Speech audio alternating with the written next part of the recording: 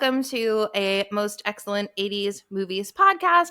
It's the podcast where a filmmaker and a comedian wish their way through the movies of the 80s that we love with these our modern eyes to see how well they held up. Today we're talking about Big, a movie selection from 1988. For Josh Baskin, life was a little unfair. Told you to take out the garbage. Mr. Bus. Not going to tell you again, John. Joshua Baskin. Until he made a little wish. I wish I were big. Sweetheart, it's 7:30. Are you up? Josh! 20th Century Fox presents Tom Hanks. Big. I turned into a grown-up, Mom. I made this wish on a machine, and it turned me into a grown-up. So now what? You get a job. Cannot get a job. I play with all of this stuff, and then I tell them what I think. And they pay you for that? Sucker! Vice President? He's only been here a week. See that girl over there in the red? She'll wrap her legs around you so tight you'll be begging for mercy. Well, I'll stay away from her then. I loved your ideas on the squeezy doll line. Thanks. What were you like when you were younger? Oh, well, that wasn't much different. Ejectancy! Who are you? I'm his girlfriend. I want to spend the night with you. Do you mean sleep over? Yeah. Okay. But I get to be on top. What is so special about Baskin? He's a grown-up. How do I feel about what? How do you feel about me? You're only young once. This is important! I'm your best friend. What's more important than that, huh? But for Josh, I miss my family, Susan, and I want to go home. Oh my God, you're married. it just might last a lifetime. You'll never forget Tom Hanks. Beluga.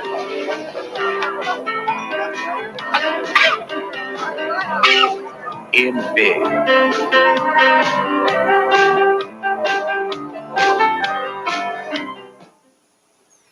It's funny watching the trailer. It's like if I saw this, the commercial on TV, it's like, oh, that's too schmaltzy. And what you don't get is like how much heart the movie has.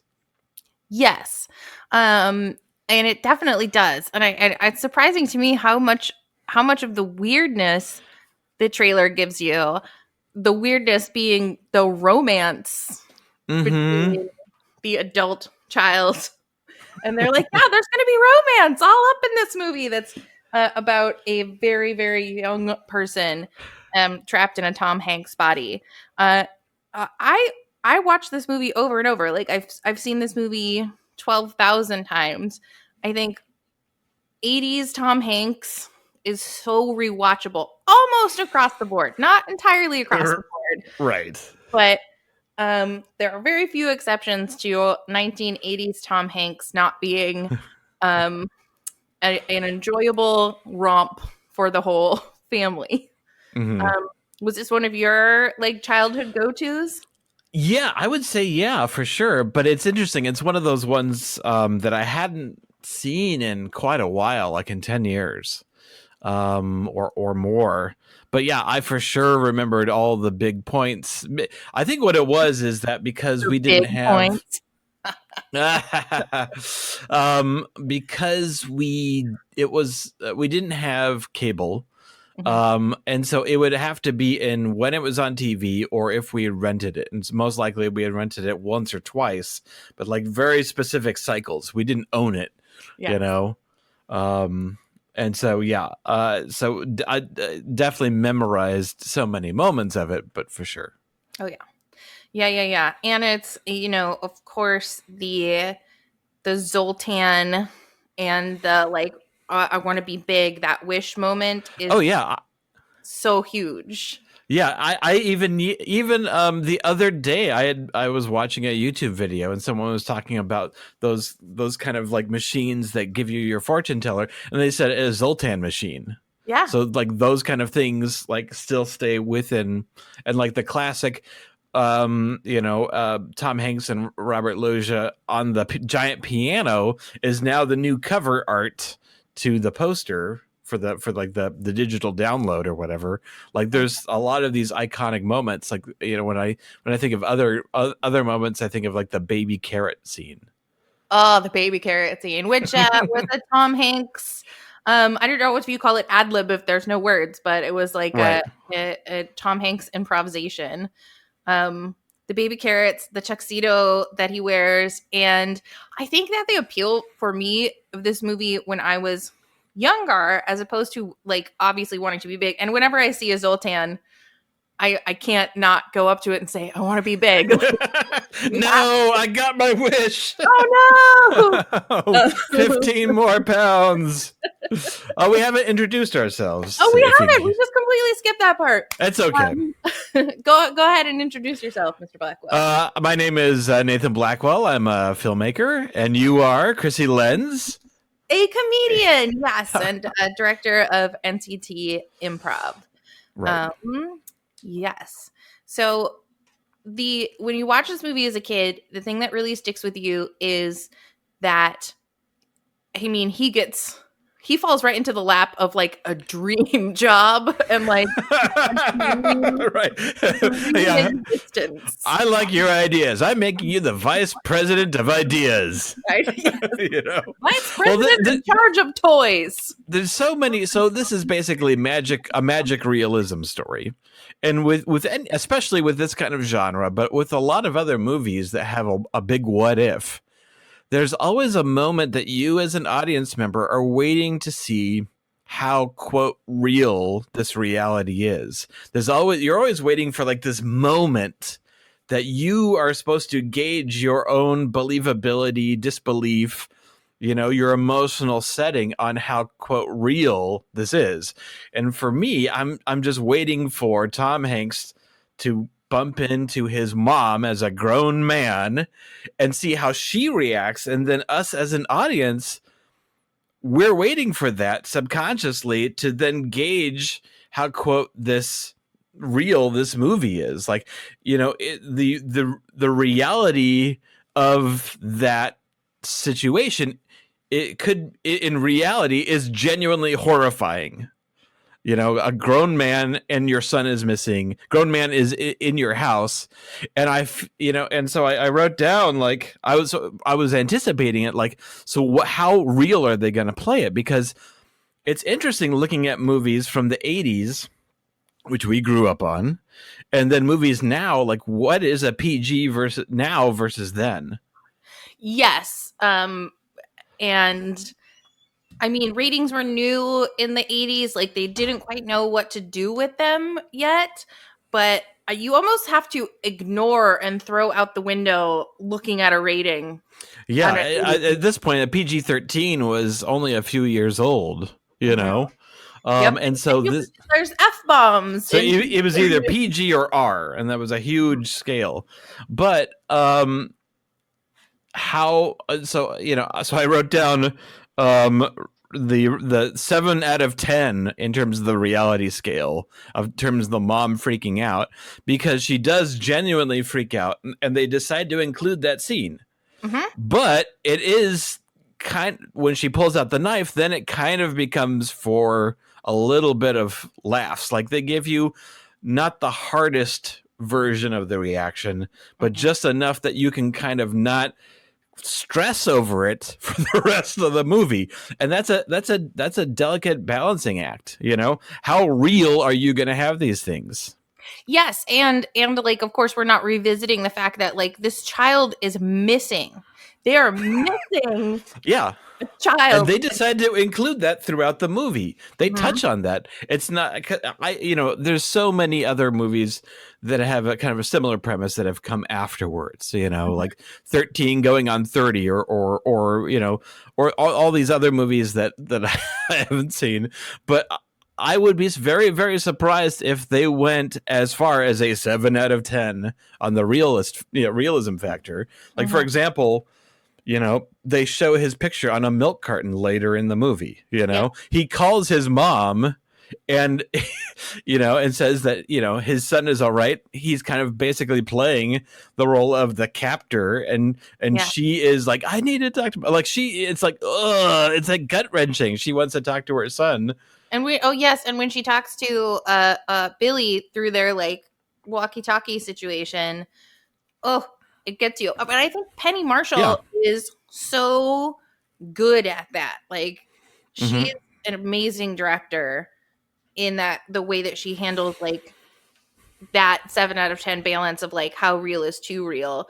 We get those little moments when he's like at the flop house, the scary. Oh yeah, which is almost like a 9 out of 10. Yeah, in terms of him being. Yeah, it's like, when you're a kid, like, where are you going to stay? It's like, oh, one hotel, please. Exactly. And I remember when in my 20s of like driving like cross country, and it's like, oh, I can't keep driving. I've got to get a hotel. And it's like, I have made a terrible, terrible mistake. And you don't have that ability to distinguish, before you go in, the judgment of how bad some of these places can be. Yeah. And got that, sad blanket, and he's just crying, and I'm like, oh my god. Yeah, and people screaming, and there's like a gunshot in the distance, and geez Louise. But you didn't, they make up for it as soon as he becomes the vice president in charge of toys, like, and gets right room.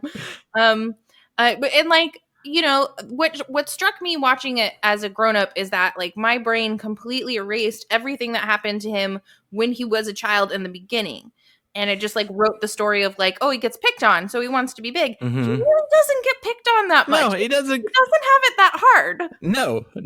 It's just, it's interesting. It's not like when he makes the decision, I want to be big, it's not like it's a Disney thing and he's singing out his I want song, like, this is the thing I need, I want to be someone in this world. No, it's just, for him, this fortune telling machine is low stakes. Yeah. He just had a situation where he couldn't get onto a ride. He tried to hit on a girl. He's feeling like he looks like a tiny child, and she's already gotten puberty, and he's just like, I wish I was big. So it's really puberty. Huh? Like, it came in the mail, and she was like, no, well, it's like all the girls always got puberty beforehand. There was always like a good year to where they're a foot and a half taller than all the kids. Yep. All the boys. And so it's a very low stakes because he doesn't believe in the power of this thing. It's just a quiet, sad moment. I do love, though, that he, like, when he notices that it's unplugged, and then at the end when he goes back to wish to be little again, when he unplugs it, because that's how the magic works, is that you have to be unplugged. We could all learn a lesson there. Yes. But like, and I do think like something that I wish they would have, no, I don't wish they would have included, but I think it would have made sense for them to like follow the, like, if they followed the best friend of the missing boy and saw him interacting constantly with the adult that was in the woman's house, like, crime solved. It was that guy. But, and I also love the idea that they were like, well, you got to get a job. It's going to take 6 weeks for us to track down the Zoltan machine. So what are we going to do for 6 weeks? You got to get a job, It's crazy to me that you just be like, yeah, like you said, one job, please. I work here now. I did find it hilarious though when he's first in the office with John Lovitz, and John Lovitz it's in the trailer. He's giving him the rundown of like which women in the office will sleep with you, and I love his reactions to it. Like like a 12-year-old would react to things. And by the way, I watched this whole film with my 14-year-old, thinking that the character Josh was 14 or 15. He's 12. Yeah, and then has his 13th birthday. Yeah. And when that moment happened, I was just like, wait, he's 12? For some reason it made it a lot easier to swallow when he was 14 or 15. We have to like reconcile that he is 12. That is too young to be going on the bullet train with Elizabeth Perkins. That is so weird. Like, oh yeah. Well, it's you have to question, like, in these magical realisms, like how much reality is affected. Like, he has an adult body, which I assume has like adult chemicals in them, Yeah. testosterone and all those things. How has that affected him over the last couple of weeks? Yeah. And you kind of see him act more and more adulty. He does. Like he acts more adult. Because you really have two things. You've got two things. You've got the body chemistry, and then you've got personal experience. Right. Mm-hmm. And I love like the first sort of date they go on where they leave the party. First of all, the party scene is hilarious when he's in that tuxedo that looks like almost like a Three Amigo, like it's just all sequins and hilarious. And it's definitely the tuxedo that a 12-year-old would pick out to go to a fancy party. The eating corn, spitting out the caviar, and then that date where he's jumping out of the top of the limo and they're jumping on the trampoline together and he's showing her all the things he has in his apartment. Like, I thought that was really cute and sweet. And it does get weirder as he like has a more of an adult relationship with her where he's like going to dinner parties. Like, wouldn't he find that so boring? Why would he want to go to a dinner party? I think the character has definitely does change. He definitely starts becoming an adult at the end. Yeah, until he realizes that he misses the people from his old life, and even like caring about his job. In a like a really serious way. Like, he's taking his toy job seriously all of a sudden and like needing to get a promotion, and he just like gets sort of swept up in it. In a way I don't think he would if there wasn't the Elizabeth Perkins relationship. But she at the end definitely should take a look in the mirror and just look. She didn't know beforehand. She inspected the equipment. It all seemed above board. Well, but like, and we do get little glimpses of her, like, is she the vixen who's like sleeping her way to the top through all of the different like people who work at Toy Incorporated. Does she really love? I mean, it seems like she loves him at the end. She seems genuinely sad. Yeah, well, so with any of these kind of magical realism stories, there's basically a lesson to be learned, and it's not only, in this case, the person who gets transformed, it's also the person who they themselves transform around them, It's like when you think about, Elf, I think about Elf a lot. I mean, he learns a lot, but he also teaches people around him through his actions. And with her, she's so serious. She is deadly. She's super stiff adult, and he introduces playfulness into her. Yeah, and so in that way, like that super 80s, like career driven, like gotta have the caviar, gotta have all that stuff. The meat generation, the corporate ladder, the cutthroat advancements. Yeah, absolutely. In that, and it's like they work at a toy place, and I love all the meetings that they have of the people, and there's like the toys are around, and just the adults are like, kids are stupid. They want this that turns into a that. So like, he's at the what's his name? The dad from Home Alone. Yeah, Serious McGrumpy Pants. He's at the furthest end of the spectrum of adult seriousness. And then you've got the kids at the other end, And so our main character has to kind of hit the whole barometer to learn his lesson of where he wants to be, you know? And so she started at this end with Grumpy McDad Pants. And then realized that, no, I've got to strike a balance. I've got to live in the middle. So And she's effectively saved. To work at a toy, you know, if you're lucky enough to be a person who invents toys, yeah, you need to have a that sense of play. And I love that the CEO, who essentially just finds Josh Baskin at the FAO Schwartz playing and having a great time, because that's the first thing he does when he has money, is like, I'm gonna buy toys. Yeah. Well, I remember so I was the same age. I was about 12 when I saw this, you know. And so I remember that the stuff that Tom Hanks does, that was the epitome of what, like, yes, the power of adulthood, the freedom, the money. That is 100% what I would do then. It's almost kind of it's ice cream whenever you want. Like, oh yeah, you know, even like growing up, it's like, wow, that was the dream. You know, it's almost kind of like you take it even further is like Pee Wee Herman and Pee Wee's Big Adventure, of like of the adult getting like what the kid wanted. You know, when they were dreaming about what they could do with money. And so it's like he gets his paycheck, $187, which adjusted for inflation is $425. That would seem like a royal sum to any kid.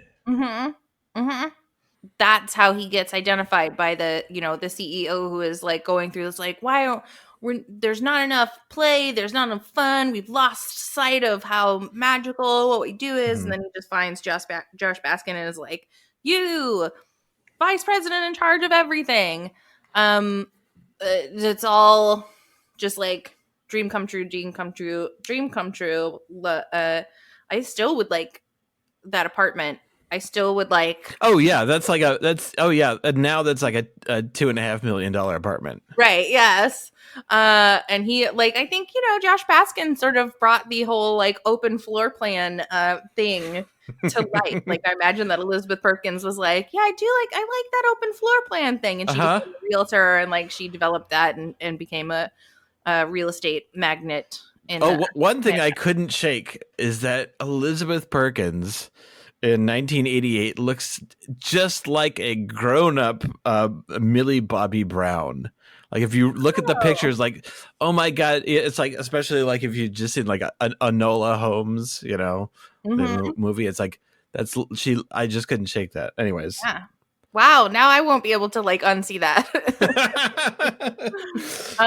And she's great. I think all the performances in this movie are amazing. I think that the directing is fantastic, like, aside from the creepiness, which my 14-year-old definitely called out. She was just like, what is this? What are you showing me? Like, wow. It's all of it is really well done, and the tone and the pace of it is really great. And I love that, like, we talk a lot about movies like Christmas Story, where it's like basically just a series of episodes, you know, that could be like today on A Christmas Story, right? It's his decoder ring. I think that Big has as many memorable moments without having that, like, and then this, like, with still having like a nice plot that goes all the way through. Wish there was more magic in it. Like, I always think it's weird in the magical realisms where it's like, no, there's just one thing. It just works for him, and there's no other magic. It's just that. Like, what other wishes is Zoltar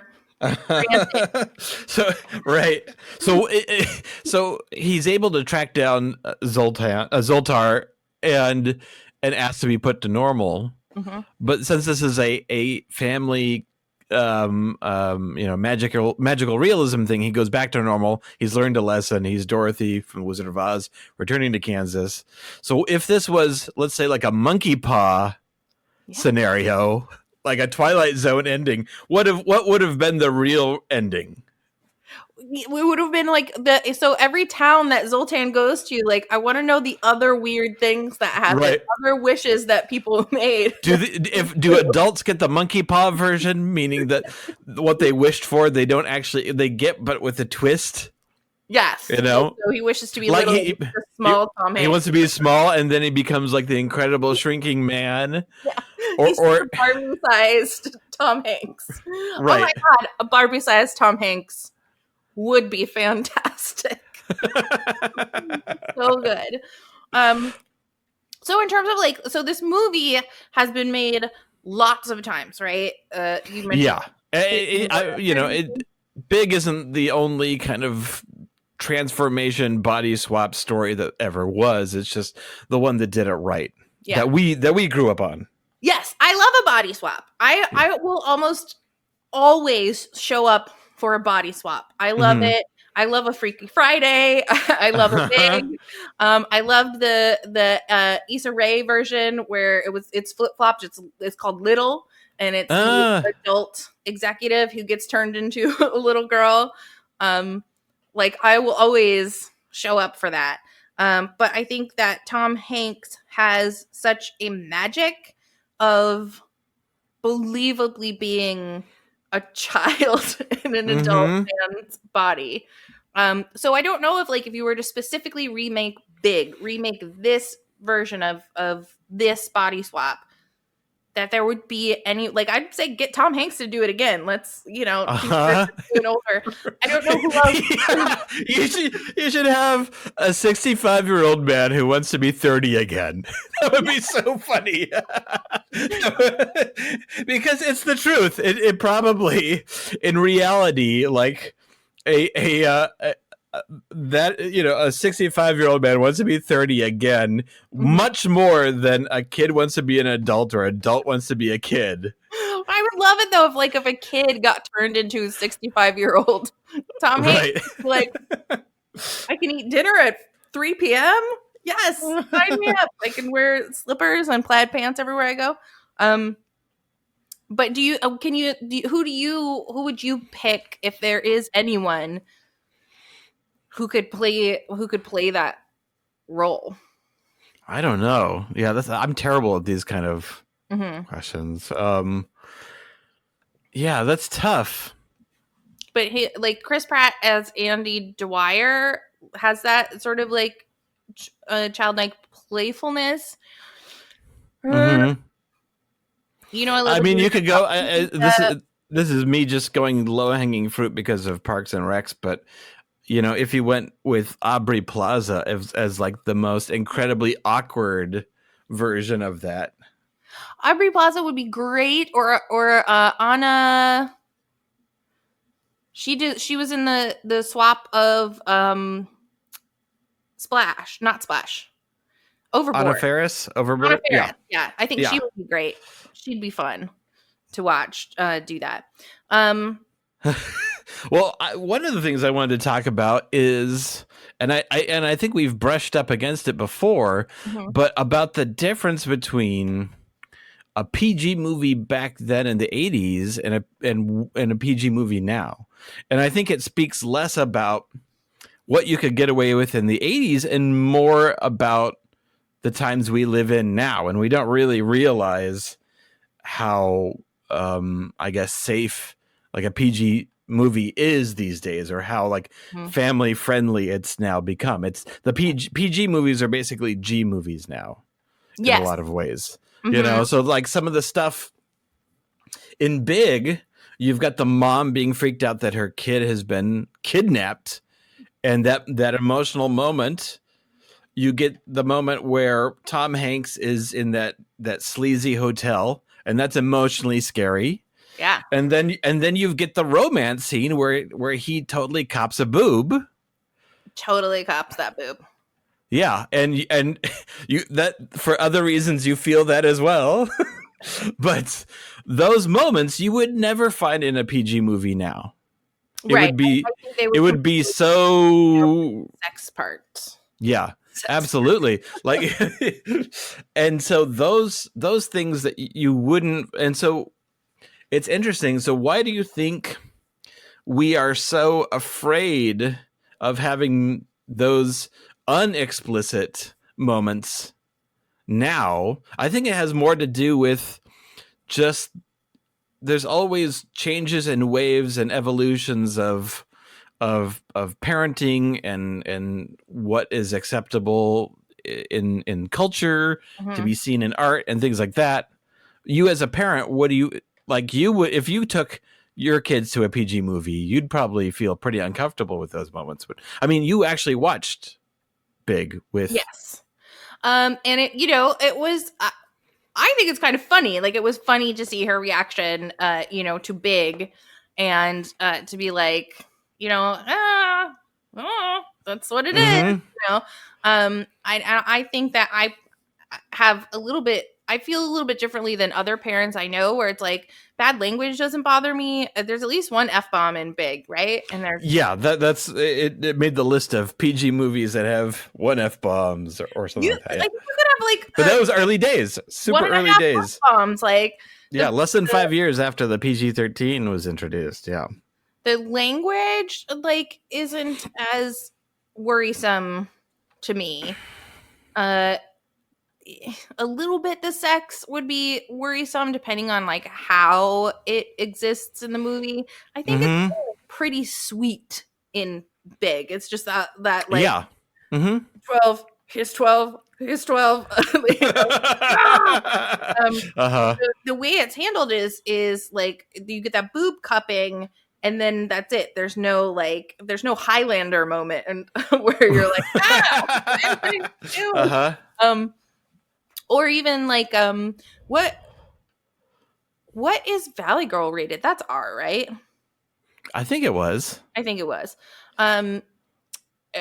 The thing that I shy away from more than any of that stuff is violence. If something's got a lot of scary violence in it, then that's where I would sort of draw the line.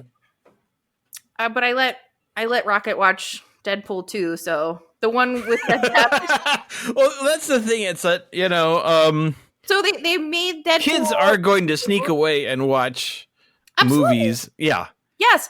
Which and I'll go on record as a non-parent. A bit of trauma is a good thing. Yes. In movie form. But the thing is, in the situation when you watch those things, it's uncomfortable to accidentally see something that's inappropriate and weird when you're sitting next to your parent. Oh, sure. That's weird. If you see it with your friends, that's totally okay. And I feel like we're gonna really have this conversation on a different scale when we talk about 16 Candles. Yeah, these are the really interesting companion pieces because in a lot of ways I felt I feel like I've got a childlike spirit. But I felt watching this movie, I felt a real reconnection with what it was like to be at that age. And there's a lot of movies that have kids that you don't get that feeling with. And so I really the makers of this film really were able to tap into that. Yeah. Just like I feel like they were able to do in 16 Candles as well, for that age, for that teenage age, just a few years later. I don't know about that. I don't know if I agree with that. But that movie does has a thing where I kept checking and so we watched 16 Candles with my kids and turned it off because I was like, what? And I'm looking up, I'm like, this movie is rated PG. Ooh, yeah. How? In the first 10 minutes, there was full frontal nudity, and at least 2 F-bombs, and you're just like, Molly Ringwald, what's happening? Stop! So that's an example of one that I didn't watch with the kids.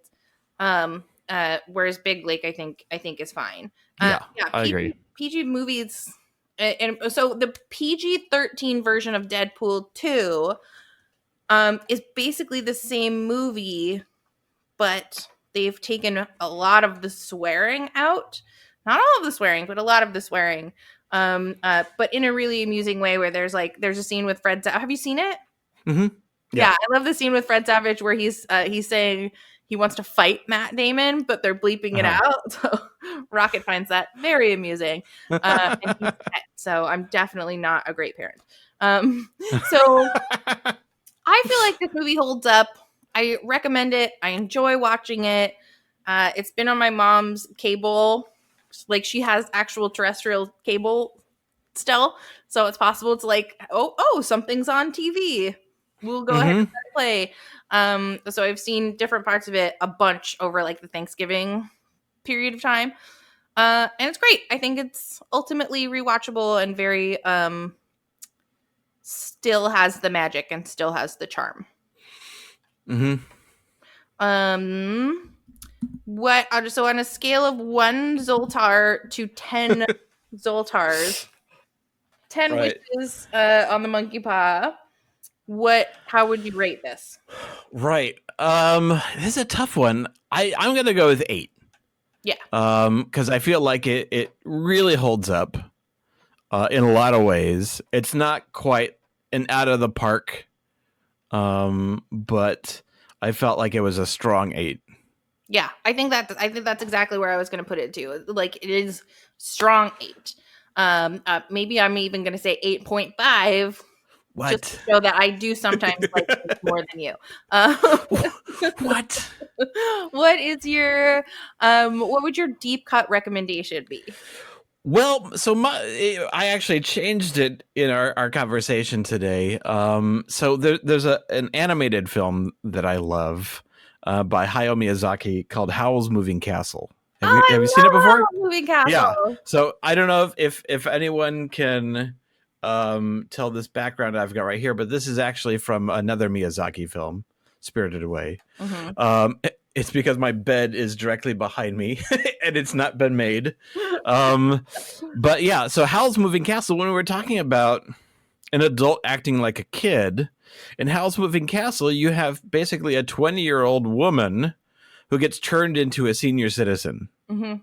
And so it is kind of like that flip we were talking about. And it's interesting how she's portrayed. And it's just a fantastic movie.